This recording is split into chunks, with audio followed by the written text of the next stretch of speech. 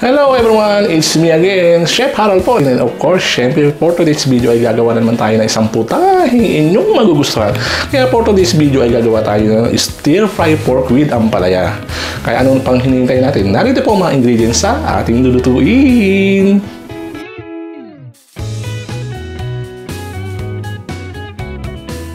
At ayan po, narito po ang mga ingredients sa ating lulutuin ngayong stir-fry pork with ampalaya. Meron tayo ditong pork na nahiwa ko na po yun ng patch strips, and then meron tayong ampalaya, nahiwa ko na rin po yan, and then meron po tayong onion, garlic, ginger, meron po tayo ditong liquid seasoning, cornstarch, and then black pepper and water.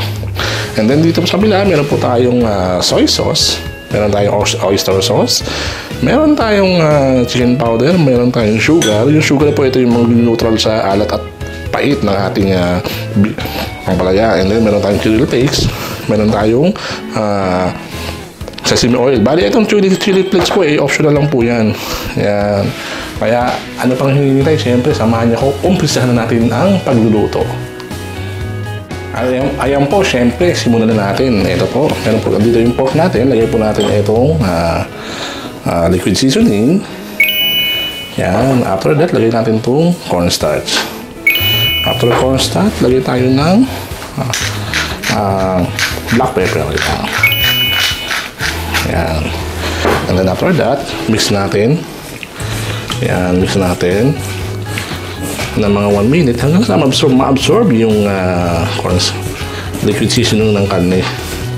Yan. At saka yung cornstarch mag-mix sa ating meat. Yan, okay na po yan. Yan.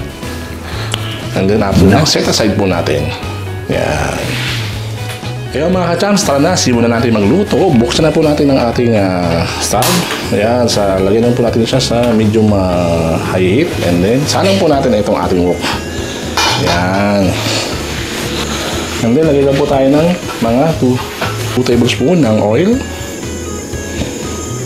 Ayan. Painitin lang po natin ng bagya ang ating oil. Ating mantika, isa na po natin ang ating ginger. Ayan. So ginger, lagyan na po natin ang ating bawang. Ayan. So tayo lang po natin siya maging aromatic yung ating ginger at bawang. Ayan, okay na. Ang bango na. And after yan, ayan, umamoy na siya. May aromatic na siya. Lagyan natin ang sibuyas. Yan. Okay lang po natin siya hanggang maging translucent ang ating onion. Ayan, translucent na siya. Ilagyan na po natin ang ating pork. Yan.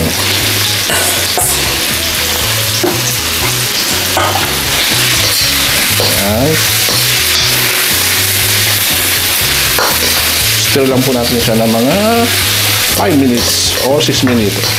Hanggang maging golden, hanggang maging brown ang ating pork meat. Yan.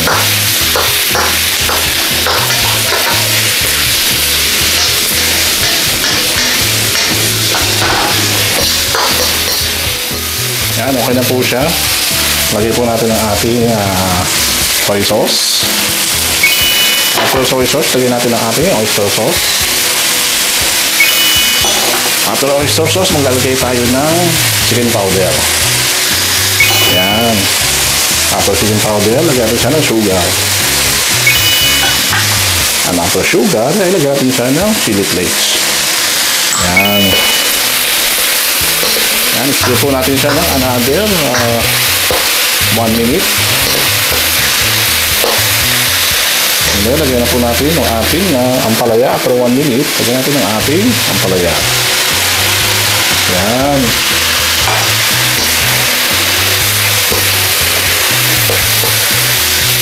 Ito lang po natin siya ng another 1 minute. Yan.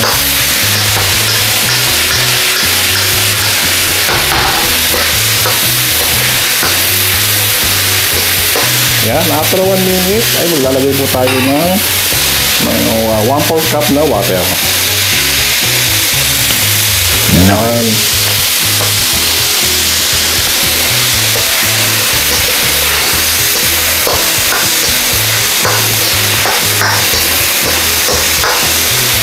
Yan. Stir po natin siya na another 1 to 2 minutes hanggang sa maluto po yung ating ampalaya. No.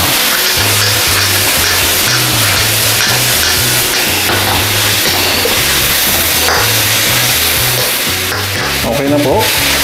Patayin na po natin ang ating kalan. Yan. And then, swirl natin siya ng ating sesame oil. Yan. Ang bango. Yan, mix natin lang siya ng konti. So, ayan. Okay na po. Luto na po ang ating stir-fried pork with ampalaya. No.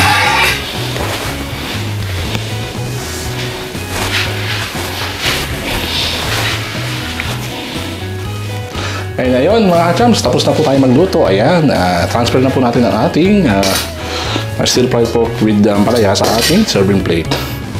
Yan, may aroma. Yung aroma ng ating niluto, ang bango.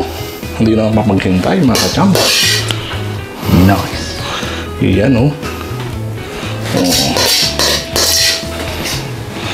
Yun.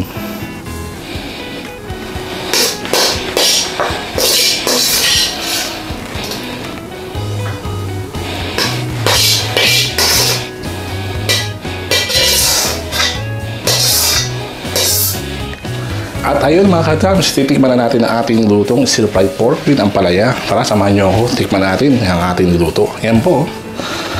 Yan. First bite mga ka-chums.